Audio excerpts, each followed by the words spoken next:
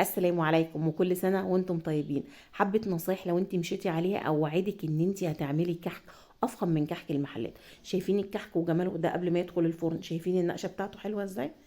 يلا نسمي الله ونصلي على رسول الله. اول حاجة واهم حاجة نوع الدقيق. نوع دقيق يكون مخصص للكحك والحلويات، وده هتلاقيه عند اي عطار. تاني حاجة هتعملي كحك بسكوت غريبة، أي حاجة من نواعم العيد تشتغلي بيه الميزان، ما تشتغليش بالأكواب. في ميزان كده، ميزان مطبخ، بيبقى 800 جنيه، بتلاقيه عند أي محل أدوات منزلية. هاتيه واشتغلي بيه، هيفرق معاكي جدا. تالت حاجة بقى نوع السمنة. كحك يعني سمنة بلدي. طب أنا ما قدرتش إن أنا معيش إن أنا أجيب سمنة بلدي، اشتغلي بسمنة كريستال. سمنة كريستال البيضة بتدي نتيجة حلوة قوي. طب أنا عايزة الكحك ناعم.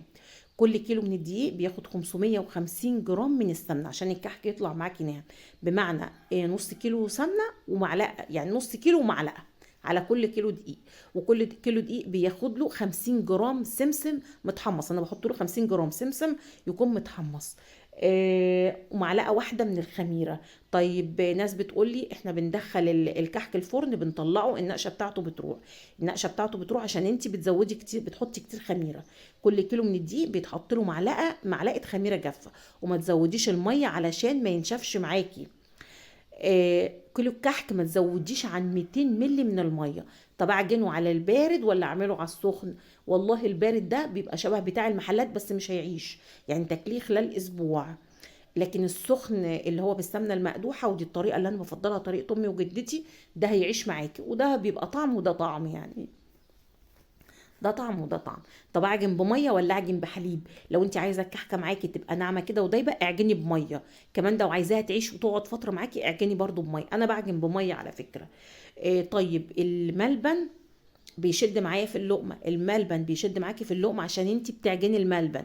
الملبن ما يتعجنش. تجيبي الملبن من عند العطار وتقطعيه مكعبات وتحشي بيه الكحكايه. ما تعجنهوش على ضمانتي. اوعدك ان الملبن لو الكحك ده قعد عندك شهر شهرين استحالة الملبن يشد منك.